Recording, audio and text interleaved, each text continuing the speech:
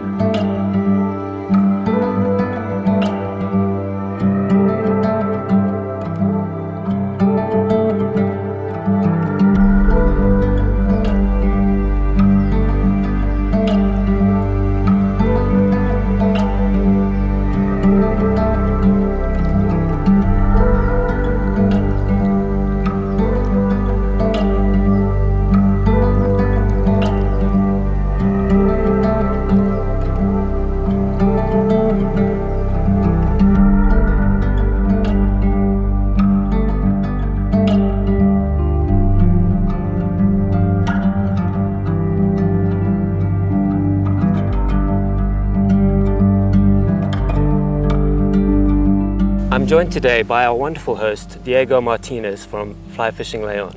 Hi Diego. Hi Alistair. Thank you for having us. It's been a wonderful trip. I've had a fantastic time. Well, that's very kind from you, Alistair. And we hope that you can come back soon and be joined by, hopefully, a lot of people coming over and discovering this great region, Leon.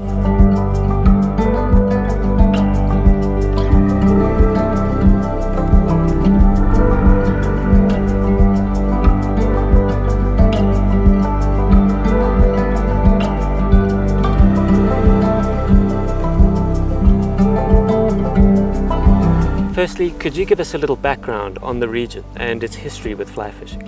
Sure. Well, Leon is one of the regions in Castilla and Leon. This is central Spain, and fishing has been great here for centuries. In fact, one of the first manuscripts talking about the famous Leon, Coq de Leon and fishing comes from here in Leon region. We've got over 3,500 kilometers of trout waters, prime quality, and many rivers, like this lovely Porma river here. Now, in terms of, well, where does fishing come from here, there's been always a great tradition of fishing. I would say that they start fishing, dry fly and fly, like mostly fly fishing in the 1950s, 60s. Okay.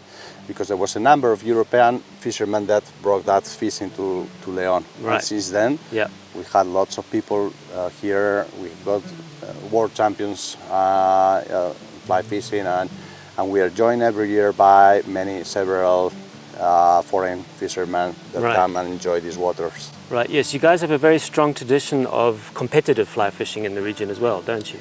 Yeah, sure. I would say that's one thing that is common to other parts of Spain. Trout here are very savvy. There's hardly no stocking of fishing, so it's all wild fish. Especially in Leon, we've got a no-kill politics since a few years ago, which is one of the keys that the rivers are in such a good form, I would say. They really are beautiful. Yeah, and they are populated by many fish, as you've seen, Alistair. Tricky fish, yeah, they're not easy. Rewarding, very rewarding. But that makes you push your level up, I guess. Yes, definitely. And a lot of the younger people, they've got this competition gene. Whereas for us, there comes a time that you enjoy something which is different. But yeah, we've got great competitors. Could you tell us a little bit how you got involved with fly fishing? What's your story with it? My story is totally incidental because I was a guest at Puerta Badina Hotel, which is owned by my business partner, Daniel Ferreras. He's also a very keen fisherman. And we start getting. I should add, he's just down the river from us. He's probably catching a couple right now. Most likely, we will probably listen him whenever he catches one, he Yep, let we'll us hear know. a whooping in the distance. Yeah, exactly, exactly. Yeah, and we started getting along and fishing together. And it was only last year that we decided that we wanted to take it to the next step. Right. We had several fishermen staying at the hotel, but there is no such a thing as a professional guiding or lodge in León or in Castilla, I would say, in Spain. Right. So there's a gap in the market, you'd say. Perfect spot. I said so. I mean, there are some people guiding, but as opposed to other countries that have a sport fishing industry that has been established for many, many years. In Spain, this is something that is just starting. Right. And we definitely want to be there. Could you tell us a little bit more about the Hotel Puerto Vardinia? Yeah. Am I saying that correctly? Puerto Vardinia. That's great. Yeah. Well, Hotel Puerto Vardinia is located in Cistierna. Yep. As you've seen, it's just by Eslar River, which Yes. is the largest and main river we're fishing. Well, it's the only hotel in the region, I would say, that has got or is built and set to the standards of high quality standards. We also have a spa. Yep. Which is unique in the region, and prime quality food that you have been Delicious able food. to Absolutely to delicious check. food. Thank you. Yep. Besides that, we are currently refurbishing the hotel and getting it ready for next season, Yep. beginning as soon as 1st of April 2026. And by that time, we will have a known tailor-made tying area. Yep. We will get a place to dry the waders and the boots, and especially special rooms for our fishermen. Sure. How many rooms do you have in the hotel? Yeah, we've got in the region of 25 rooms. Yep. Those can be set either on an individual basis or as twin bedrooms. Yep. We also have 3 suites that can lodge up to 6 people depending on the configuration of the rooms. Right.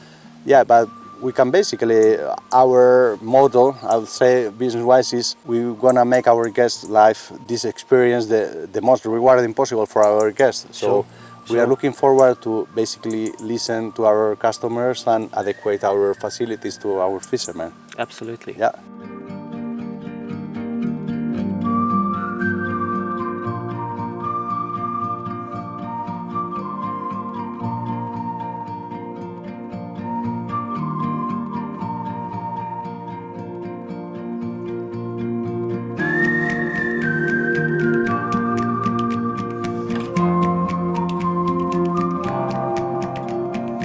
Well, at the moment we're stood in front of the beautiful River Porma, but we've mainly been fishing on the River Esla, which is the largest Exactly. river in the region. Could you tell us a little bit about the different rivers and the different kind of fishing options that a traveling angler might have should they visit you? Absolutely. I would say both in the region of León and Palencia, which is the vicinity the community, we've got around 10, I would say 12 like blue ribbon rivers and prime quality waters. Besides that, we have another couple of dozen of smaller rivers. We've got mountain rivers, we have reservoirs and petite lakes. Esla is the main because it's our home waters, I would say. Yes. And it's a river that can be fished along the whole year, the whole season, which runs from April the 1st Yep. until October the 15th. Right.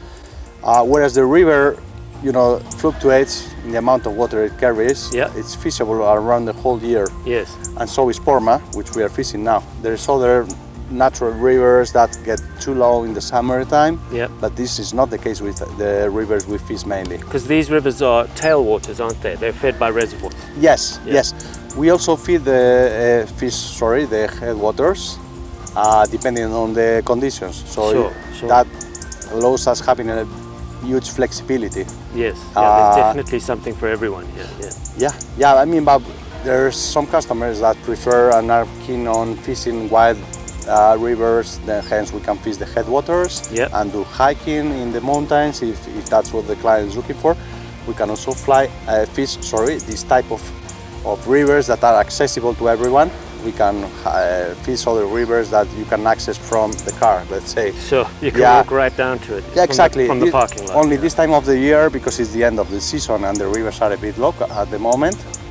We need to look for those rivers that carry a good volume of water, Sure. which gives us the best fishing experience. Great. Diego, how many rods per trip can you guys accommodate? How many guides can be brought into the rotation to accommodate those anglers? Okay, so far, because we just started the operations quite recently, last year, we're more comfortable with no more than 10 fishermen at the same time. Right. Because let's say we are 3-4 people like guiding full-time, permanently, we can get more people to help us. But we believe that it's really important for people to get the most that we are really on top of the whole thing that is business, fishing travel, sorry. So I'll say maximum of 10 rods at the same time. 10 rods per week was that? Yeah, that's per week or at the very same time fishing. Yeah. Whether that's in 3 groups, 2 groups, or Sure, any 4 configuration. groups, we can basically adapt, and we are quite flexible, and we can accommodate as many people. Sure. Also, we can fishermen are always welcome in our lodge, but we cannot commit to taking proper care of over 10 people at the same time. Absolutely. Yeah, 10, 12. I would say maximum, an absolute maximum. Yeah. Okay. And what would you say is the ideal length of time someone should set aside to visit this region? Well, from my own standpoint, I've been here for 3 days, and it's definitely not enough time. There's so much to see here that you definitely need to put aside a bit more time than that, or a lot more time than that. Yes, but as we were talking about that a few minutes ago, and definitely 3 days is not enough. It's more, it's good for a first sight, but I think that that's exactly the kind of thing that is going to make our customers come back and fish, because they want to keep on knowing different rivers. Sure, there's always something else to see that you didn't see the first time. Yeah. Or fish again the same waters that they have been fishing this very same year, where they had a fantastic rise of mayflies and caught these fish. Yeah, definitely. Brilliant. I would say, something in between 5 to 7 days probably. It will help you getting a good whole idea. Picture. Yeah. And also, especially, there's times of the year where fishing is still great, but it's a bit more irregular, so you can get a couple of, that's fishing, I guess, everywhere. You can get 2 fantastic days, another couple of days that are just a bit so-so, so it can be sometimes a bit irregular, and we avoid that irregularity by having at least from 5 to 7 days. Yeah. I have to say, this year we've had people coming over 20 days. Wow. Yeah. Okay. So that's a lot of fishing. Yeah, and we consider these people like homies. Yes. I'll bet. What we are looking for. Practically moved in by that point. Well, yeah. Some of them are nearly permanent here. Yeah. Yeah. What we hope, and so far, I think everybody that has come and tried our company and our rivers, they come back.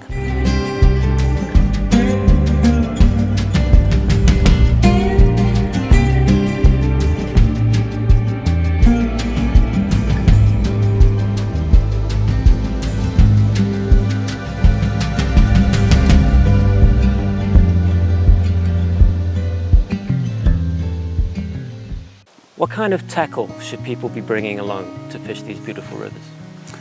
Well, we can provide any type of flies, nymphs, and the famous Spanish perdigons. Yep. We have a selection of rods, waders, boots that we can hire and hand over to our customers if they cannot bring their own. And we have a great selection of flies. Obviously, most people like tying their own flies. Sure. I would suggest, as you've seen, little mayflies. Those work well along the whole year in olive colors, brown, brownish gray lights. Yeah. From summer on, also caddies work very well. Yes. And sometimes, just the small midges, those fish everywhere. Yeah. In terms of nymph, the hairstyle is working great, and all the perdigons, which is a must here in Leon. Okay. The nymphing is sort of more of a spring season activity, though, isn't it? Well, Early in the season. spring, when the fish have not seen yet the nymphs and the waters are high, definitely nymphs work really well, extremely well. Fish are hungry after the winter time, and they feed on very well. Then as the season goes by, dry fly starts taking over. Yes. But for most of the months you can fish both. Okay. And even now at the end of the season, we are fishing nymphs and we're fishing dry flies too.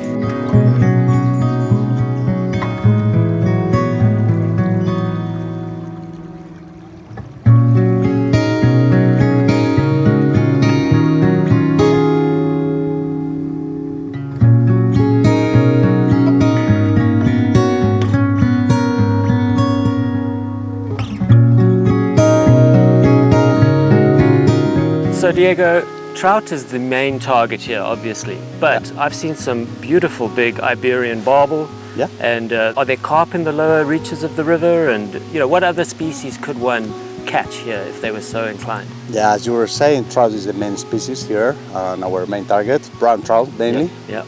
Though in winter we can go for rainbow trout in lakes. Okay. But we also have the barbel. Yeah, as you were saying, barbel is super strong zipper in it that can be fished mainly on the nymph. Yeah. You require special equipment for that. You don't want to fish that with your typical 3, 4, 5 action rod. No, they're strong. Yeah, they will break that. I mean, you need a 7, 8 action rod. Those are very strong. And we also have another species, which is the boga del Duero. Okay. That's endemic from the river Duero. Right. And it's another zipper in it. Okay. They can get up to 1 kilo in height. Yeah. And when they are active on the surface, they take dries like amazingly. Right. In fact, we try to avoid them when we are targeting the brown trout, because they don't let the trout feed on the They the snatch dries. it before the exactly. trout gets and to it can get annoying at one stage in certain rivers. But there's a lot of options here for people. Yes, indeed. If they want to catch As you were saying, also carps, we can fish those on reservoirs or lakes. Yeah. And in the lower sections of the tailwaters. Right. With regards to accessing the different rivers and the different pools, how do we get around, and is there a lot of walking involved? What's the accessibility like? We can fish all sorts of waters and basically accommodate to our customers' request. We understand that there is a number of fishermen, because of reason of age or mobility, they need to fish more comfortable spots. We've got those covered.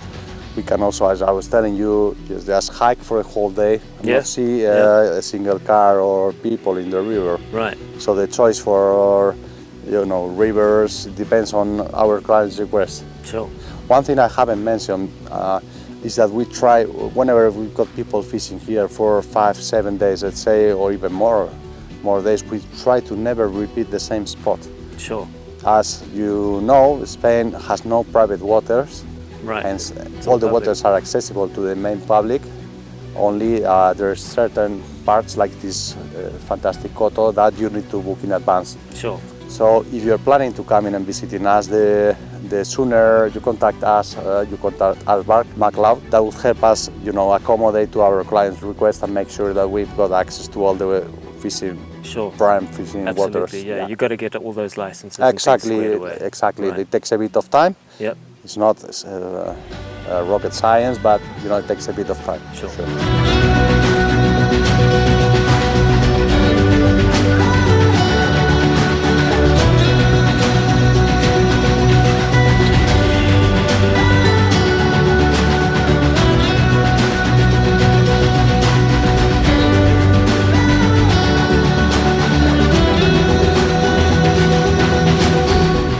Obviously, not all anglers are here alone. They're here with family members, perhaps spouses.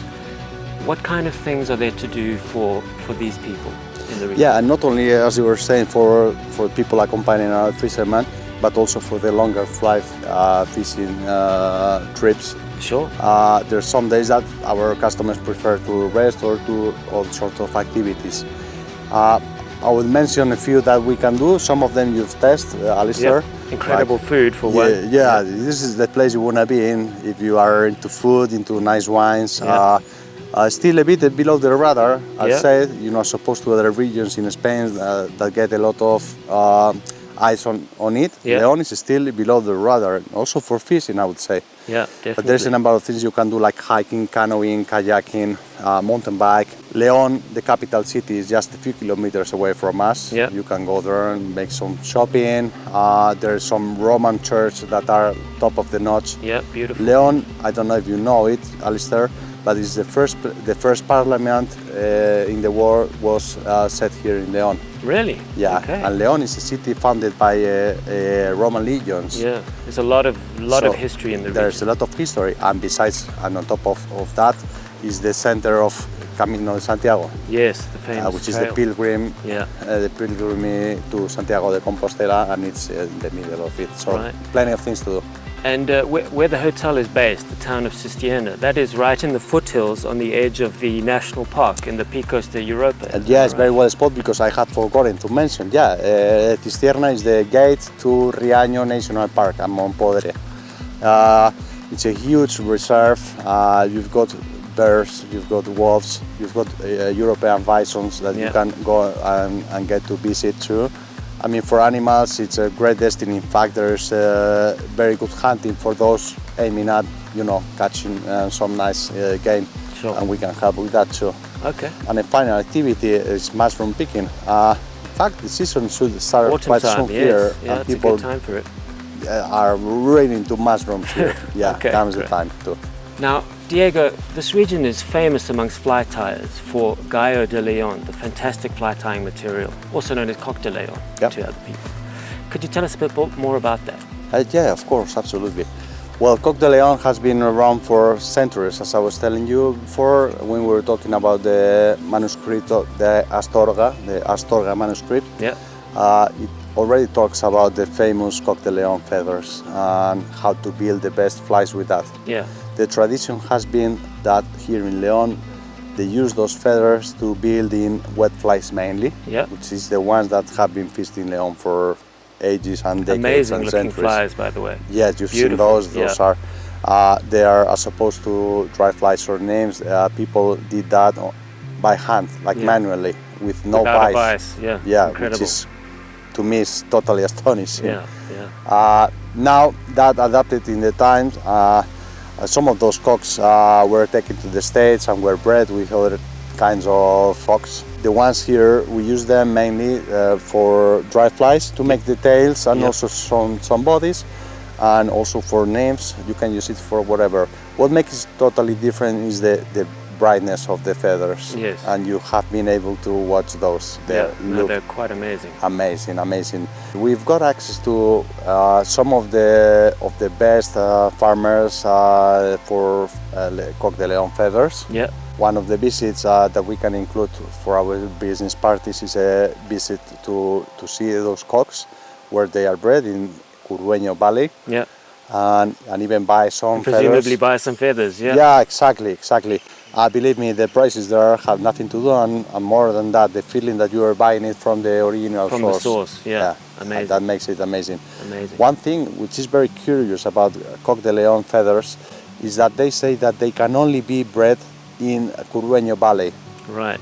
And some say that it has to do with the radiation of the place that is located and secluded between very high mountains. Okay. The lack of wind and the environmental conditions, but they say that if one of those cocks is taken out of the valley, the feather is never going to be looking the same. Right. So that makes it really special. Amazing. Yeah. Okay.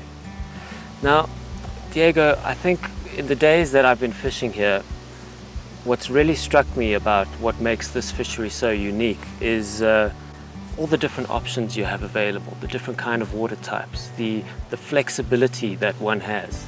You know, it's not a sort of pre-packaged destination. Yeah. It can be tailored to suit anyone's needs. Yeah. And I think that's fantastic. You're really onto something here. I appreciate your comment because we definitely searching for experience for our client, and we believe that the pre-packaged fishing trip, this here in Leon, is not the same as coming here and manage to sit down with our customers, listen to them, what type of waters and kind of fishing they are into. Sure. We can do that obviously in advance, but we cannot count on the weather conditions. Absolutely, you've got to change with the weather.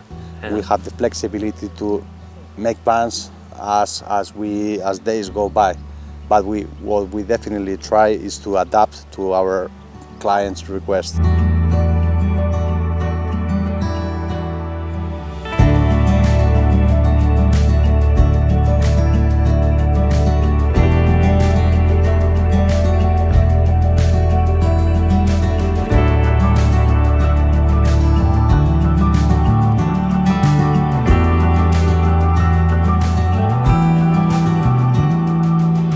Well, I've had an amazing trip, Diego. Thank you so much for your hospitality. You've really been incredible hosts and shown us everything we needed to see. Well, no, not everything we needed to see. I'm going to have to come back to see the rest of it. For sure. Definitely. But it's really been a fantastic trip, so thank you very much.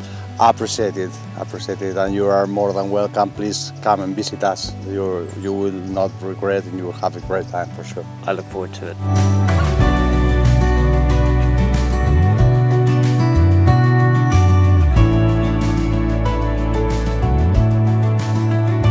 If you've enjoyed this video, don't forget to hit that like button and subscribe to our channel for more of our latest fly fishing adventures.